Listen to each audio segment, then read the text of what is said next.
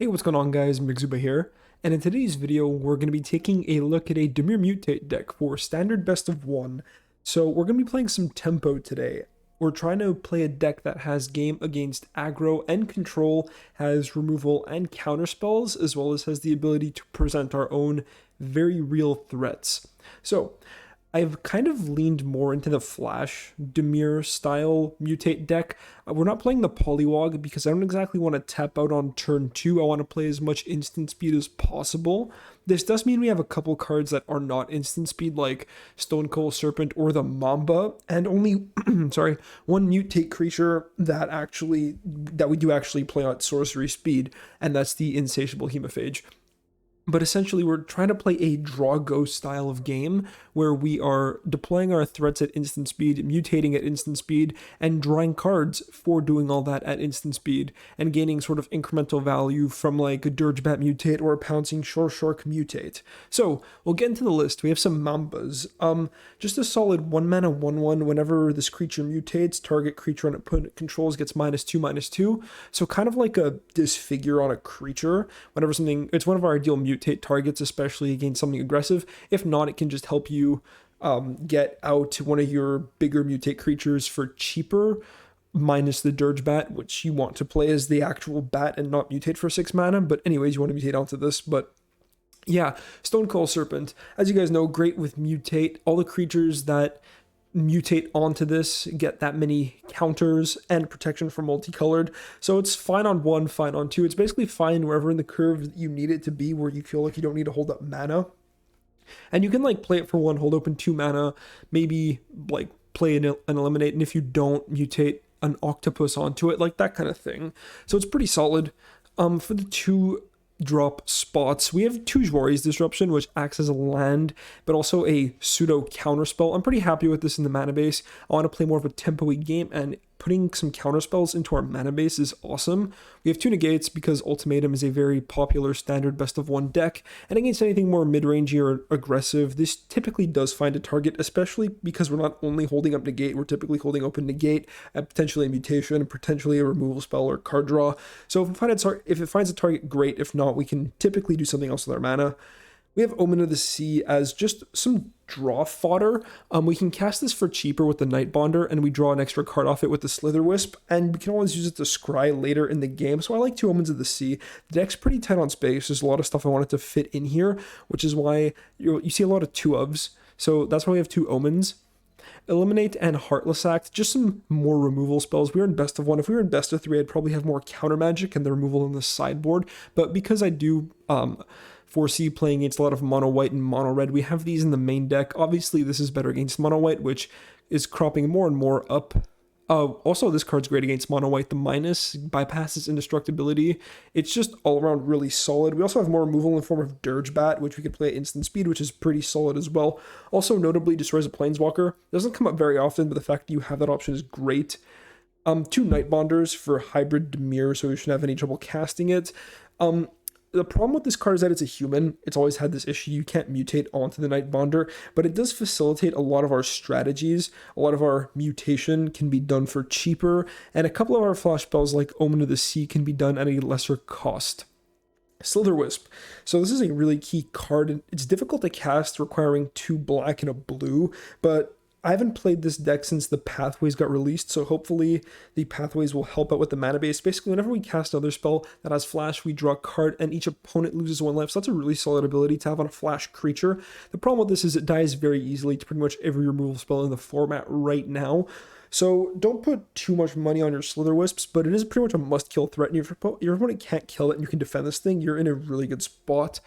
Sea Dash or Octopus, another way to draw cards, another way to play at instant speed and provide a threat that's pretty much a must-kill one. Whenever it deals combat damage, you draw a card. You can mutate this onto your Mamba, your Stone Cold Serpent, any of that kind of thing. If not, you can just play it for 1 blue as a flash instant speed creature, which is also solid to mutate onto as well. Just some really good 3-drops we have here.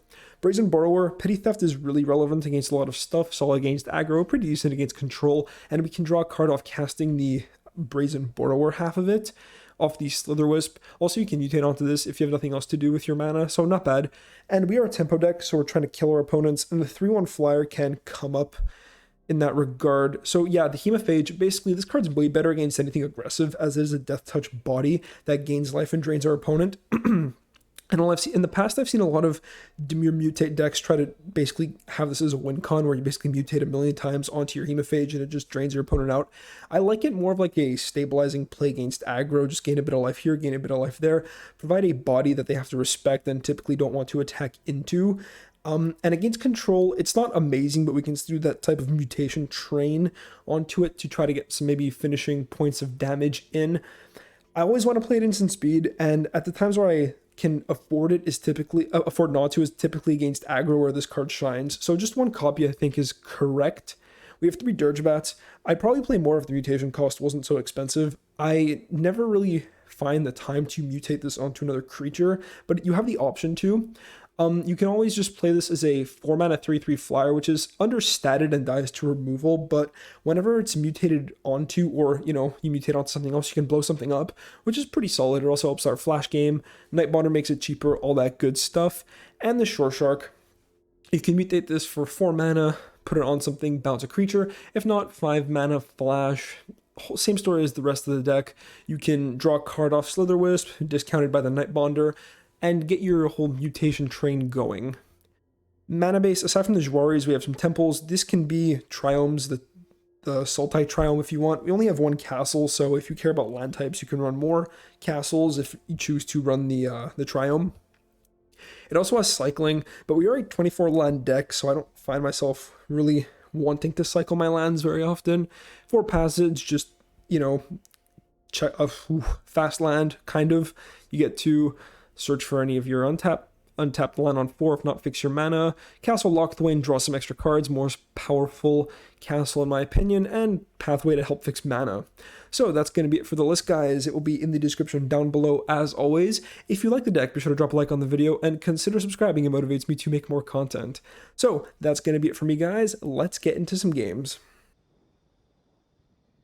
Okay, very mutate heavy hand, and we do have tap land, but I think this is fine. So, what's the play? Can play this tapped. I think that's actually what we have to do. Feels kind of bad, but it is what it is. Because ideally we just play Mamba on one, but I don't want to play Clearwater Pathway on the black side and then not have anything else. Okay, interesting. We really do need some lands. If we draw land, this is online and it looks really good. So I think we do just play Mamba and hope to draw land 3, and hopefully it's... Well, any land 3 mutates the Hemophage onto the Mamba, and ideally it's black so we can start playing Slitherwisp.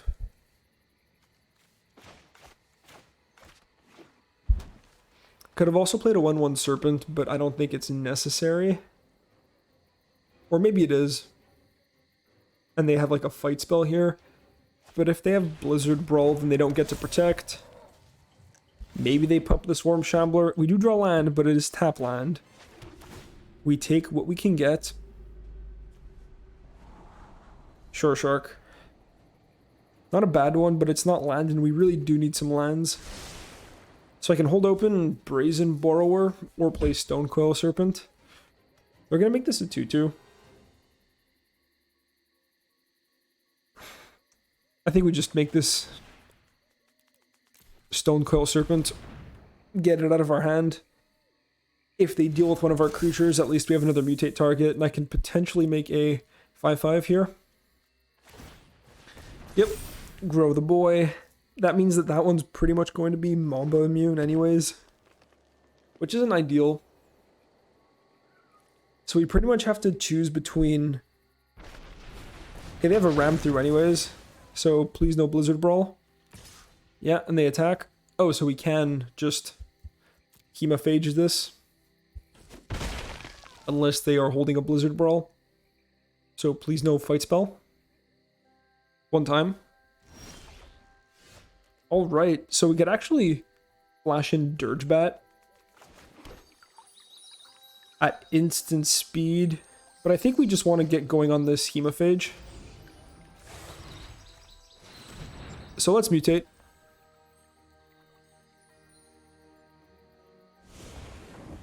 Go over. Now, which Shambler do I want to take out? I guess this one. They can make it a 2-2, it doesn't matter. And yeah, let's attack. I don't think we're blocking this. They might have a Questing Beast on 4, which would be unfortunate, but you can't win them all. So I think land would be a good top deck. We could play Slitherwisp and Brazen Borrower in the same turn. Brazen Borrower also deals with Lovestruck Beast token.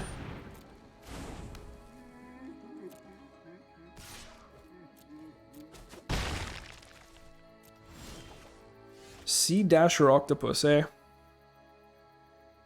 So, how do we do it? How do we do it? I can attack with the Hemophage.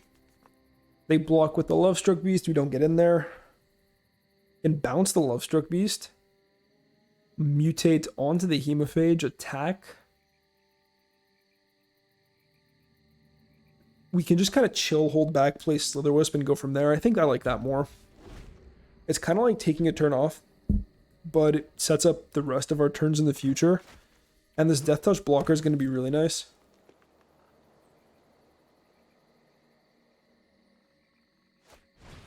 Garrick. At least we have Brazen Borrower for that. So do you make the 3-3 or do you give something trample? Make your boy big. Okay. I like to think big. We could take a hit for a second. This is why I wanted land. It means I could have bounced the 1-1 and then nothing happens. Ooh, tough calls, guys. Tough calls. If I play Slitherwisp... Let's say they attack with the Beast. We play Slitherwisp. We bounce the 1-1. Afterwards, we double attack Garrick. They have to block, and they can make this a 3-3 though. Alright, I think we see how they attack. We can take a bit of damage for now. They attack like that. They attack like that. Okay. That's pretty greedy. If we just... Do we just block here?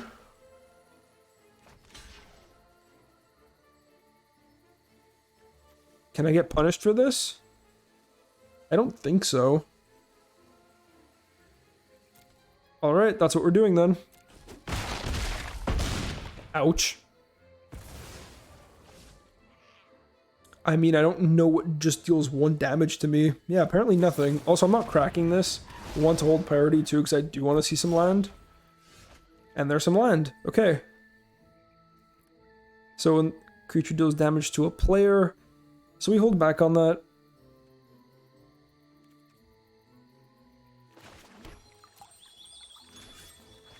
Take out the Garrick. Yep. And we pass. Okay, so we're not looking too bad. I don't know why the opponent was as aggressive as they were. Let's chill out, opponent. No 1-1 for you. Let's take it nice and easy. Opponent goes for a ram through on my Hemophage. Yeah, that's okay. It's not ideal, but it's fine. We could have also mutated onto this to take out the 1-1, but I don't exactly want to be bouncing this.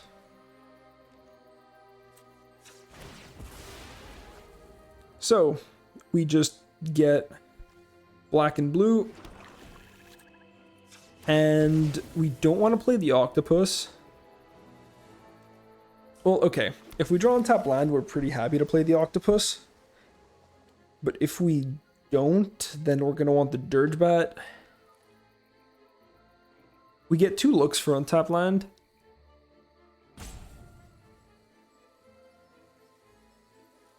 I'm going to go for the safe call and just play a Brazen Borrower. Heartless Act, okay. So we're fine either way, even if we do hit the untapped land. Yeah. That's completely fine. Let's take this thing out now. Play around the Great Henge. I could actually mutate and get another card, but I kind of like holding up Dirgebat.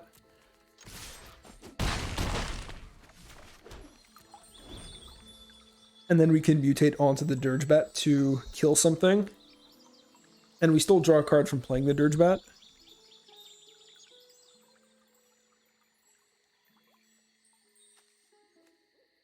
So we've picked them apart pretty successfully. They would need a really good series of cards to get out of this. I'm not even sure what that is. We're representing 6-7 damage right now. Actually, if we untap with the Slitherwisp 8, Faceless Haven, they better not try to power that up now. Doesn't have haste. Yep. Summoning Sickness. I know. Blizzard Brawl. Fair enough. So we crack this now, we do our thing.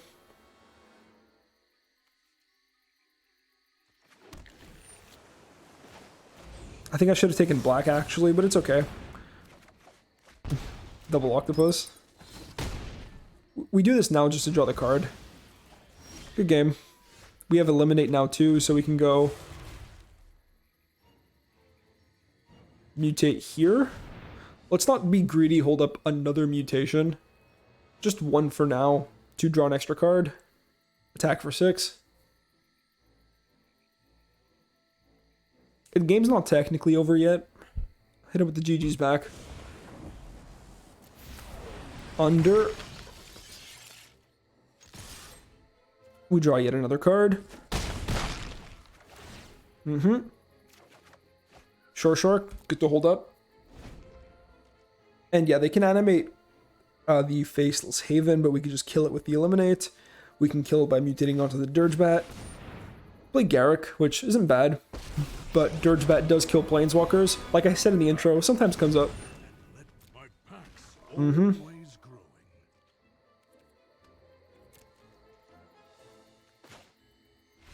Yeah, so we flash, well, we mutate the Shore Shark onto the Dirgebat, we bounce their token, we take out their Garruk, and we attack for game. So, yeah, taking out Aggro pretty well today.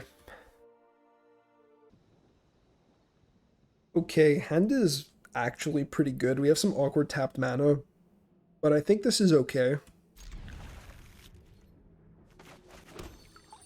We'll see what we're up against. We don't have a mutate target for a minute, so we can hold the Mamba. Against green, okay. I think we're just gonna fetch we're gonna fetch black first, because we have a lot of double black costs. And this can be black or blue, so we'll see what we draw. Tapped blue land. I think we just go Mamba and Jwari's tapped. And then we pass. I think that's the least greedy way we could play that. We could also play Omen and the Pathway, but I think this is fine.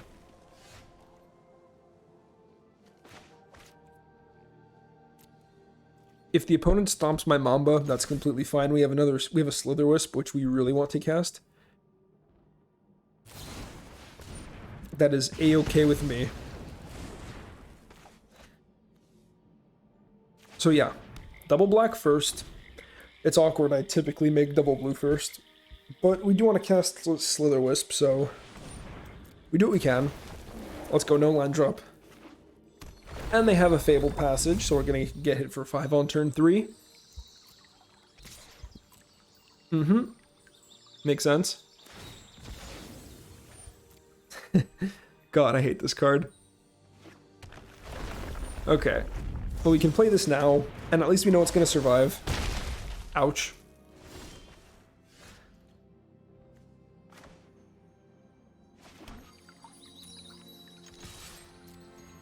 We're not blocking. I think we just fetch now. I want to be able to cast this whenever I want. I don't want to have some weird interaction where I have a tap land. So this draws a card if I cast it. This draws a card if I cast it. I could also just mutate Hemophage, but that doesn't do anything for me. I could also just hard cast Hemophage. No, we're just going to pass. We're trying to get that Slitherwisp value. So that probably came off the top based on the Fabled Passage we saw. A Crow and War, eh? We can hit a negate off this. I think that's worth it. And if we hit like a Brazen Borrower, worst case, then we can bounce this and draw another card. Eliminate. So I think we... Actually, I think both of these are fine. They're both solid in this spot. Would we care about getting rid of more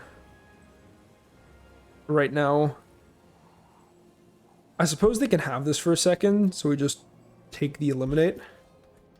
Sure.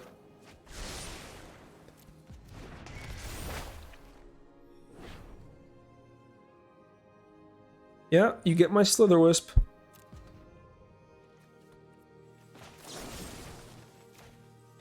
We take out your Elemental. And we just chill for a minute. So what's the plan? Can play this at instant speed, and then mutate onto it a bit later, kill a thing. If we draw a land, we get to kill a thing, and nope, we don't get to do that. I do just think we pass. I kind of want to mutate onto this Dirgebat. So I'll hold open everything. If I need to play Brazen Borrower, I will.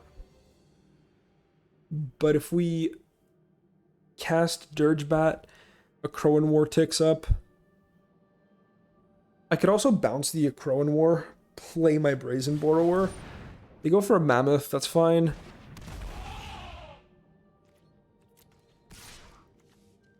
So, do I ambush? I don't think I ambush.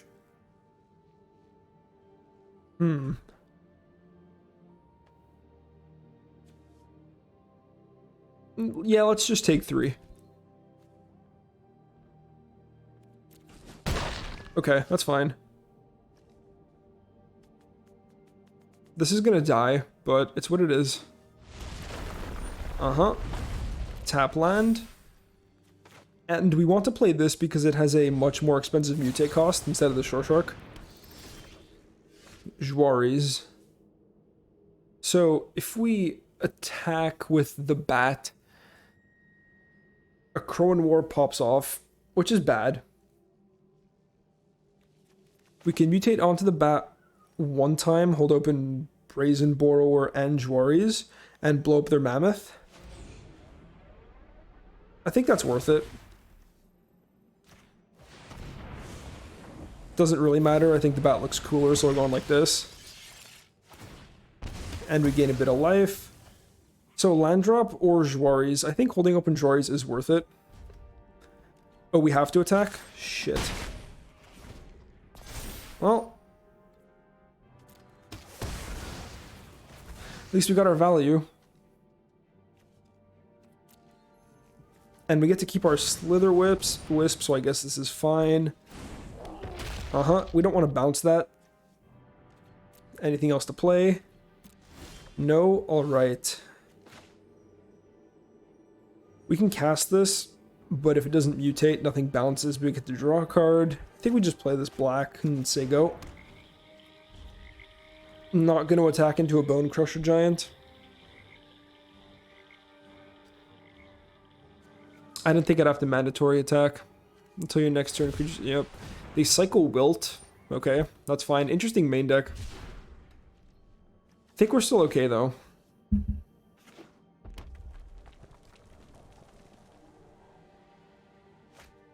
Questing Beast. That gets Brazen Borrower. Okay. What else?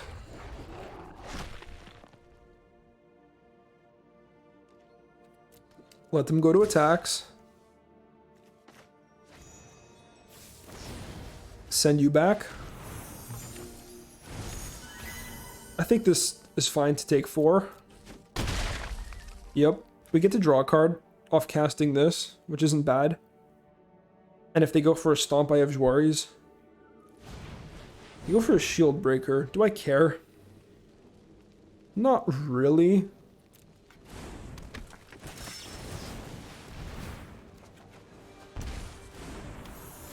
Okay, so now what? Can mutate, send something back. Or I could just flash this in as a body. 1, 2, 3, 4, 1, 2. We can play this tapped. Don't need castle. I'm not going to attack with the Slither Wisp. We're just going to go with the Brazen Borrower.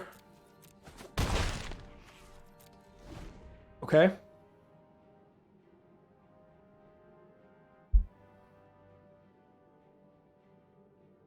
Close game. Opponents teched out pretty interestingly. Okay, Questing Beast.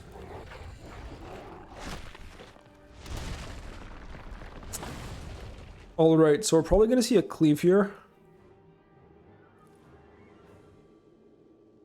So how do we want to do this? Let's get the attacks in. Okay. So we definitely want to kill them on the way back. If I flash this in and this survives, then we do.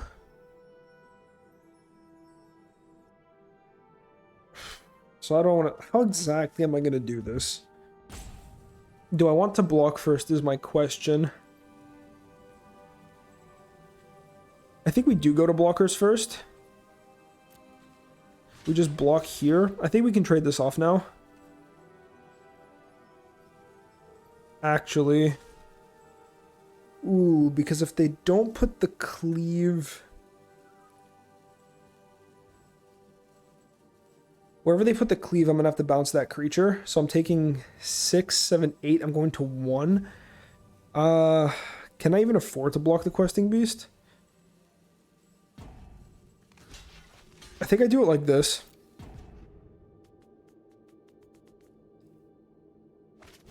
Yeah, okay. So we counter... Yeah, this is fine. Alright. So we counter. Not perfect. And we mutate. Over. Bouncing you. Not perfect. Should have blocked the Bone Crusher Giant. But this has flying, so we just close the deal. Ooh, close game. Okay. Yeah.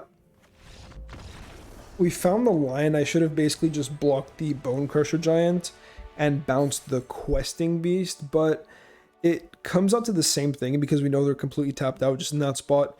If we weren't going to end the game, then that's what we should have done, but because I knew that we had exact lethal, it's fine. We're good. Okay. Ooh, hand is weird. If we had untap land on 1, we're laughing. I think this is good enough to keep, though. We just do need to draw some lands. Let's not be greedy and play Passage on 1. It's a sad time, I know. And we crack and get black mana. We draw untap land here. I'm going to feel really bad about my decision, but it is what it is. Hey, there was a Mamba on top anyways. Okay.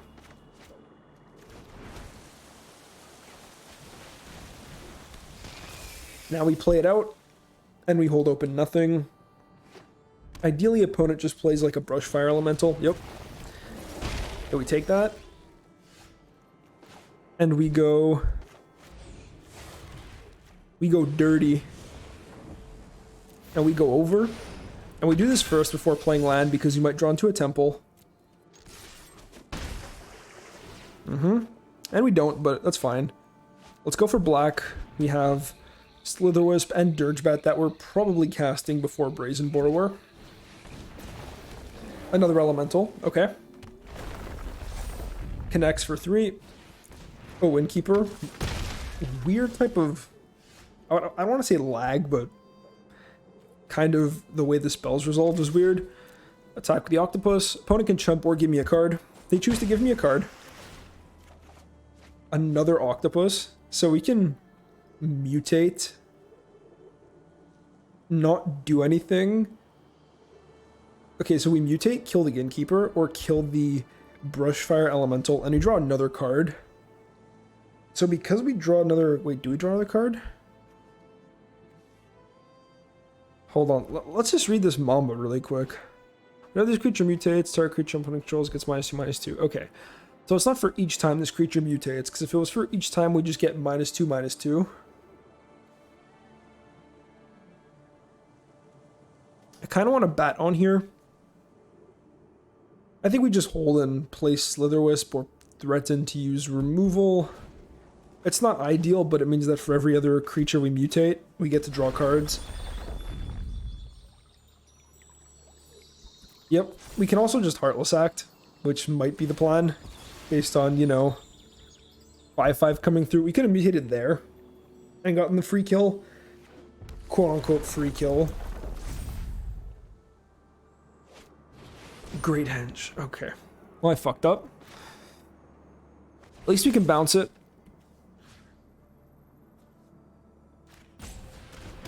At least we can bounce it. Should have just killed this thing.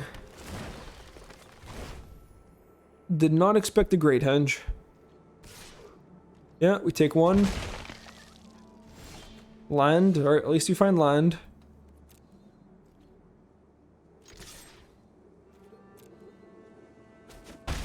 Okay. We draw again. Juaris. I could have mutated onto here, taken out the Innkeeper, but I think now we have to deal with the Henge.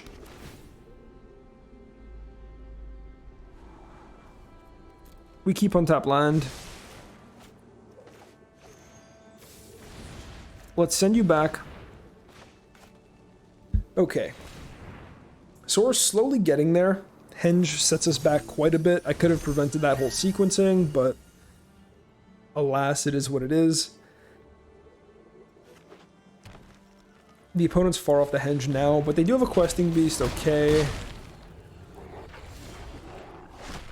So, we mutate Shore Shark onto you. We take out the Innkeeper, bounce the Questing Beast, and we get in there again. I think that's fine.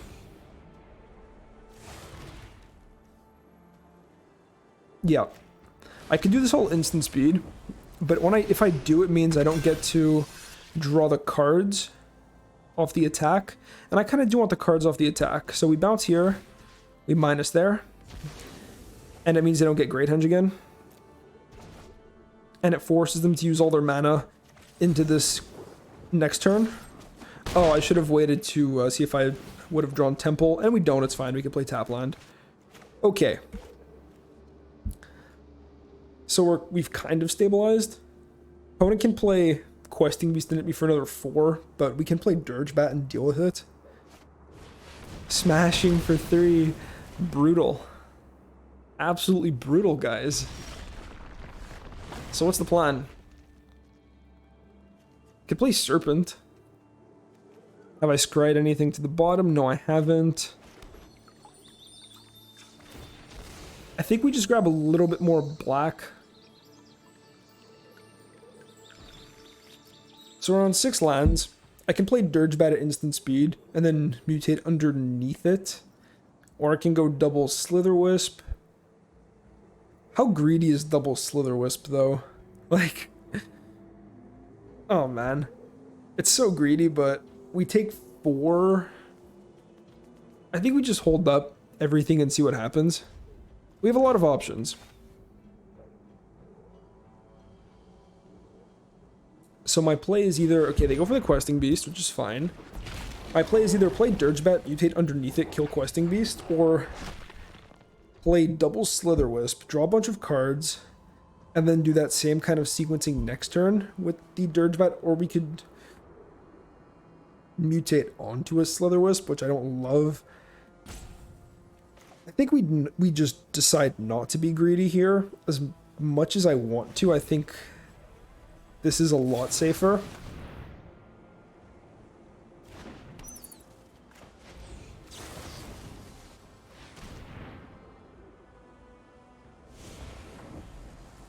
And we keep this thing a 3/3 so it doesn't die to Stomp. Blow up the Questing Beast. Alright, so I know a lame play, but it's the safer play.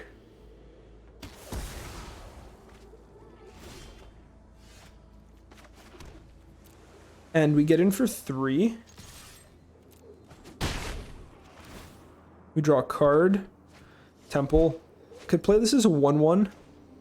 Or I could play this as a 7/7. I think we just pass and play double Slither Wisp here.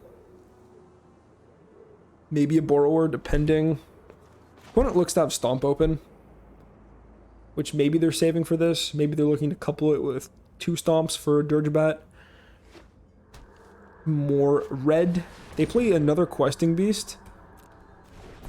Okay. Yeah. That's fine. Hold on, so how almost dead is my opponent? So they're taking 3. If I play this, they're taking 4, 5, 6, 7. So I would need to play Slither Wisp. Play Brazen Borrower. They take 6 in the air, 7 plus another 8. So we need to draw like 1 flash spell to kill them. Okay. And we have a lot of draws to do that.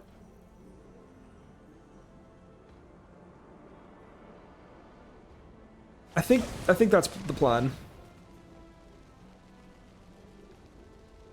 They can actually stomp now. Makes sense. But we know they don't have cleave anymore unless they top it. That's a lot of land. That's a lot of land. Yes, we just double attack.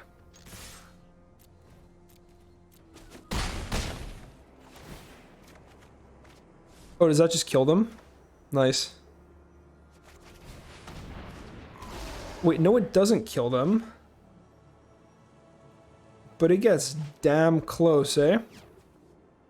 Let's do this now anyways.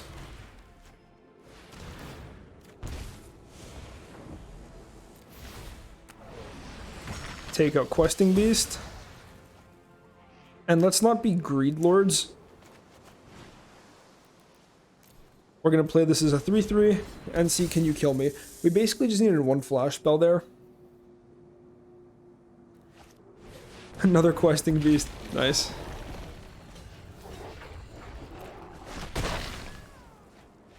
And that's GG's. Okay, so we get there against Gruul.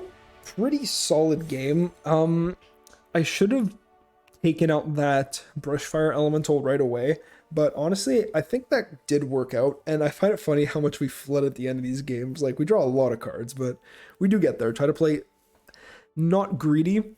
Like, my instincts are telling me to go for double Slither Wisp, draw a million cards, don't go for the sequencing, but the only way they actually win is by killing us with the with the Questing Beast. So I think we just try to prevent that for as long as possible. And they did draw 3 of them, so real problems.